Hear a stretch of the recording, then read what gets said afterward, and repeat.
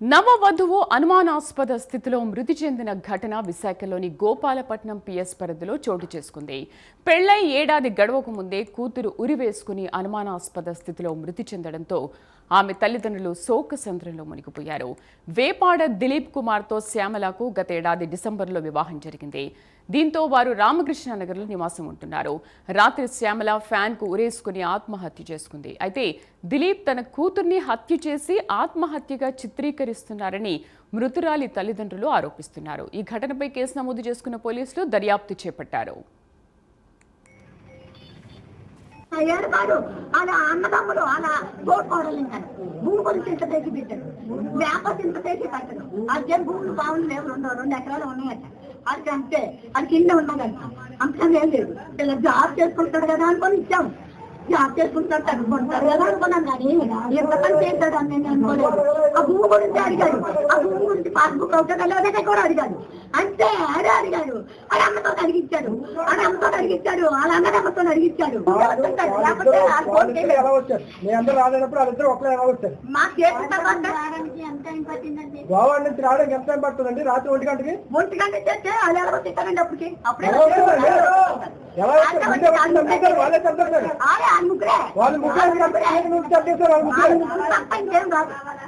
ఏడుపాడు అలా అన్నదమ్ములు అలా తోడుకోవడం ఇంకా భూములు చింత తెచ్చి పెట్టారు, వేప చింత తెచ్చి కట్టను. అదే భూములు బాగుంది లేవు, 2 ఎకరాలు ఉన్నాయట. డిసెంబర్ 6వ తారీఖు అయ్యింది బాబు.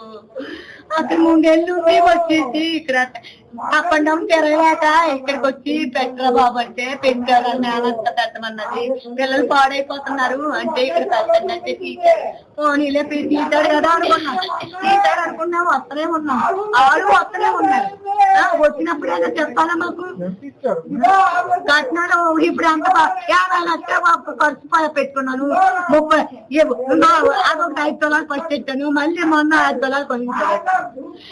ఎంత పని చేశాడు, ఎంత సంతోషించాను. ఏమని భూమి రాయలేదని పెట్టి పెట్టాడేమో నాకు తెలియదు. అది అడిగాను, అమ్మ భూమి రాయలేదు పాస్బుక్ ఉంటే పెట్టి పెడుతున్నాడా అని అడిగా. అదేంటి ఆ అమ్మ ఆడుతుంది, ఆ అమ్మ అంటుంది, ఈ దిలీప్ ని నలిపేస్తుంది, దిలీప్ నలిపేస్తుంది. వాళ్ళ అమ్మ వాళ్ళను వాళ్ళ అమ్మ బాబు వాళ్ళే నలిపేస్తున్నారు అని అంతే. వరకు నాకు భద్రాచలంలో నిలిచి మా చెల్లి నాకు 10 గంటల వరకు మాట్లాడింది. 1 గంటకి నాకు ఎస్ఐ గారి నుంచి సిఏ గారి నుంచి ఫోన్, మీ చెల్లి చనిపోయిందండి. నేను నమ్మలేదు.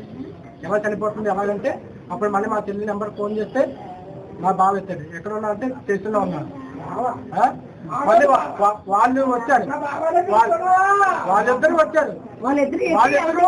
అందరికంటే ముందు ఇక్కడికి ఎలా వచ్చారు? వాళ్ళిద్దరు, వాళ్ళ పెద్ద వదిన ఎవరు రాలేదు. వాళ్ళిద్దరు ఎలా వచ్చారు? ఆడే వచ్చారు, ఆడే దించారు. ఎలా దించారు ఎలా తెలిసింది? ఒకవేళ చెప్తే ఆ అబ్బాయి ఫస్ట్ మాకు ఫోన్ చేయాలి కదా. మాకు ఫోన్ చేయకుండా వాళ్ళ పెద్ద వదిలేయండి. వాళ్ళ ముగ్గురు కలిసి చంపేశారని నాకు అనుమానంగా ఉందండి. వాళ్ళ ముగ్గురు కలిసి చంపేశారని అనుమానం ఉంది.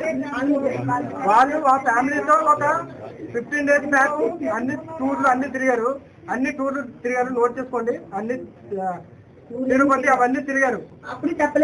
అప్పుడు కూడా చెప్పలేదు మాకు. కానీ వాళ్ళందరూ వీళ్ళిద్దరూ ప్లస్ నాకు డైరెక్ట్ గా అబ్బాయి చెప్తున్నారని చెప్పలేదు.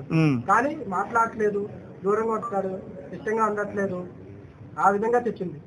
నాకు మాత్రం చెప్పాడు, పాస్బుక్లు అవ్వాలా, పాస్బుక్లు చెయ్యాలా.